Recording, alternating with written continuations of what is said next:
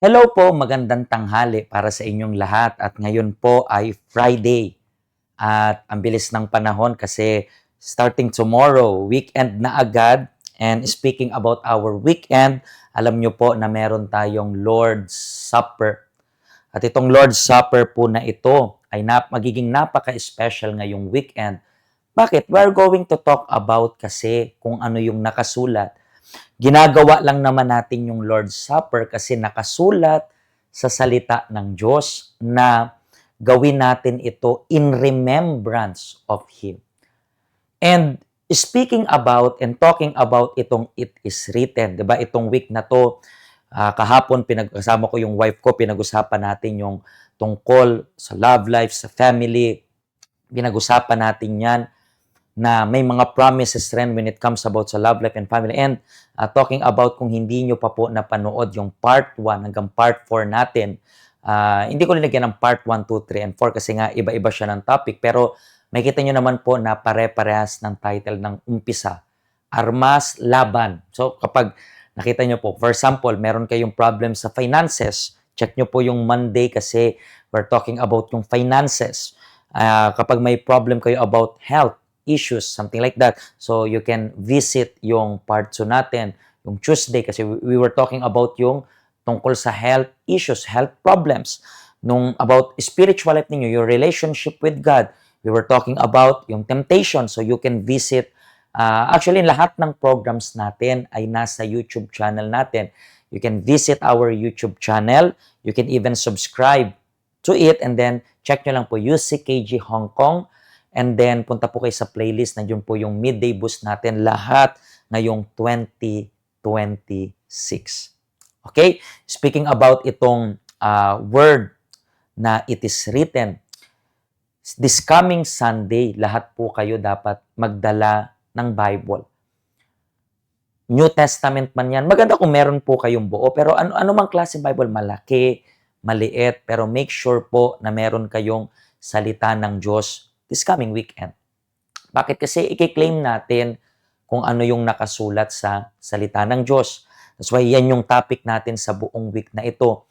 Kung wala pa po kayo ng paper actually na binigay natin nung weekend sa mga tao, dyan sa bahay ninyo, maghanap ka ng ordinary paper, write yung Bible verse or promise ng Diyos para sa aspeto ng buhay mo na kailangan mo ng resulta sa buhay ninyo. So, you can write yung Bible verse na yan and then dadalhin mo yan this coming weekend and we are going to claim yung promise na yan na matupad sa inyong buhay. Kasi meron po tayong armas eh. Binigyan tayo ng Diyos ng powerful weapon and we have to use that powerful weapon. Hindi tayo kawawang cowboy. Alam niyo po yung kawawang cowboy, may baril, walang bala. Di ba? Para saan yung baril na walang bala? So, ganun rin. Meron tayong salita ng Diyos. Yung bala natin is yung mga verses doon. Gamitin natin yan against sa mga problema. And talking about problema, ang pag-uusapan natin ngayon is armas laban sa demonyo. Please, when we talk about demonyo ngayong araw na ito, we're not talking about yung mga multo, mga engkanto. Pwede rin, but sabi natin, mostly ang pag-uusapan natin ngayon is yung gawa ng dyablo. Kasi kung hindi ka po naniniwala sa dyablo, hindi po mababago yung reality na totoo yung dyablo, whether you like it or not.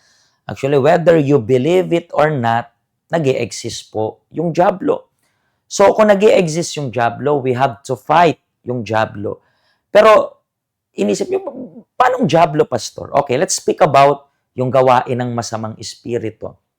As you know, ako ay napunta sa Universal Church kasi merong demonyo na nagtatrabaho sa father ko. Alam nyo na po yung story niya na na biktima siya ng kulam, may taong may masamang intensyon na gumawa nun sa kanya, hindi na biktima siya ng kulam.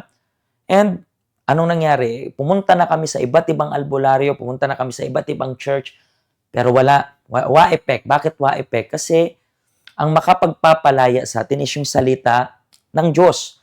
Yan yung reason kaya napunta kami dito sa Universal Church. Pero may iba-iba pa. For example, merong mga gawain yung demonyo, yung kaisipan magpakamatay. Ikaw na siguro paulit-ulit mong naisip na magpakamatay, yan po ay gawain ng dyablo. Ikaw po na sabi natin merong insomnia, hindi ka makatulog ng maayos paggabi. Lagi kang binabangung at meron kang trauma. Yan po ay gawain ng demonyo at hindi yan nadadala ng gamot. Hindi yan nadadala ng therapy. Hindi yan nadadala ng counseling. Nadadala yan ng paglaban mo against sa dyablo. That's why it is written dito, tingnan niyo po sa libro ng Santiago chapter 4 verse 7. Kaya, magpasakop kayo sa Diyos. Anong dapat nyong gawin? Labanan nyo ang dyablo at lalayo ito sa inyo. So dito, malinaw na malinaw yung promise ng Diyos. It is written. Malinaw na malinaw. It is written na labanan daw yung dyablo, labanan yung gawain ng masama. Kasi meron po tayong authority. Tingin niyo po yung nangyari dito sa mga disciples ng Panginoong Jesus nung time na binigyan niya yung mga disciples niya ng authority. Tingnan niyo po. Masayang bumalik ang 72 na tagasunod ni Jesus. Sinabi nila sa kanya, Panginoon, kahit po ang masasamang espiritu ay sumusunod sa amin kapag inuutusan namin sila sa pangalan ninyo. Sinabi ni Jesus sa kanila, nakita kong nahulog si Satanas mula sa langit na parang kidlat. Binigyan ko kayo ng kapangyarihang daigin. Pag sinabing daigin, matalo. Okay? Pag sinabing matalo, ibig sabihin may laban na nangyari. Matalo ang masasamang espiritu at ang lahat ng kapangyarihan ng kaaway nating si Satanas at walang anumang makakapinsala sa inyo. So dito tingnan niyo po, wala daw makakapanakit, pero how many times din natin linalabanan? So ngayon, ang tanong mo, Pastor, paano ko labanan? Ano yung armas? Sa pangalan ni Jesus. That's why, kung napapansin mo po, meron kang sakit na hindi ma-diagnose ng doktor.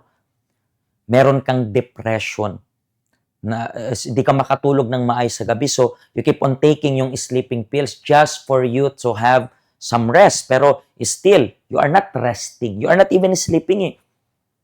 So, anong dapat mong gawin? Gamitin mo yung pinakamakapangyarihang armas. Anong pinakamakapangyarihang armas? Pangalan ng Panginoong Jesus. Labanan mo. In what way? Pangalan ng Panginoong Jesus.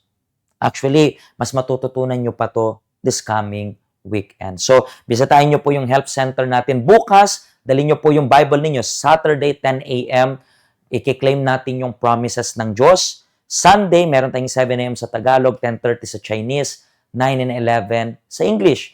Ito po yung ating address, Unit 801, 8th floor, 681, Siung Shawan Road, Siung Shawan. Dito po tayo sa MTR, Exit B, dito po sa Kowloon. So, this weekend, do not forget, magdala ng salita ng Diyos. We are going to celebrate yung Lord Supper as well. Mga kaibigan, if ever natulungan po kayo ng program ngayon, or itong week na ito, i-share nyo po yung 5 na pag-usapan natin ngayong week na ito. Mga kaibigan, magbabalik po ang Midday Boost program this coming Monday. Pagpalain po kayo ng Diyos. Makita-kita tayo sa church ngayong weekend. God bless you po.